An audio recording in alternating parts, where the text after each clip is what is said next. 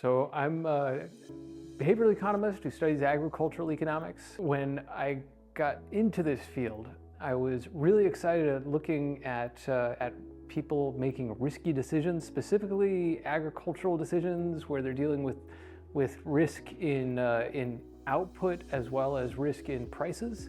Those were sort of the interesting, exciting things to me.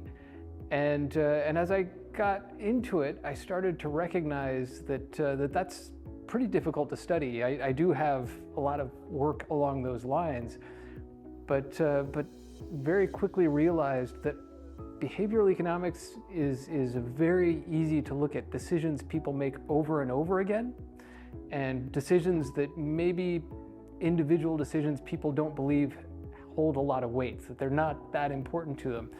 So I quickly got into looking at food decisions, because this is like the ideal place to look at behavioral economics and how people respond to their food environments. And this led into looking specifically at food assistance and food insecurity. This was sort of what I got interested in, and it's been a blast to sort of look at this and see how people are quickly influenced by some very subtle things in their environments and how that affects sort of their nutrition and their health overall. So that's a funny story. I actually got a job when I was 14 years old. My father's an academic, and he's an agricultural economist as well.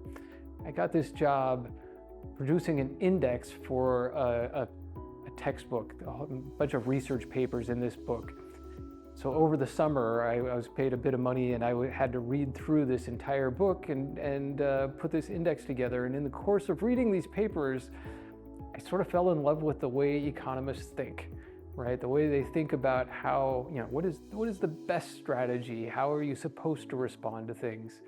And that's sort of what got me interested in getting into economics. Behavioral economics, though, is this sort of mix of psychology and economics. It's a study really of how people make mistakes.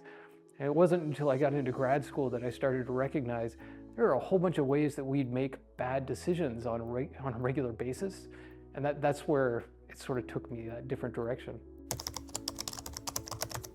Well, there are a few different reasons. Some of it is that I had some interactions with the CGIAR. I had been impressed with some of the research that goes on and the impact that they have on the ground, and heard about the opening and what the ISDC does with the CGIAR, and I thought it would be really exciting to see if I could try to insert some behavioral economics where I think it can make a difference, and really put an emphasis on it. That was what sort of got me interested in it. CGIAR I've heard about for a long time. I can remember seeing the logo in my house when I was a little kid, and my father did some work with them. But it was really the people I had worked with that got me into it.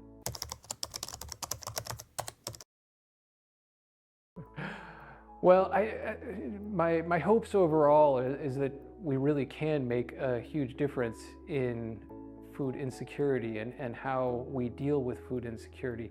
That we have enough food, right? What we don't have are the right mechanisms to make sure people are getting the food who need it.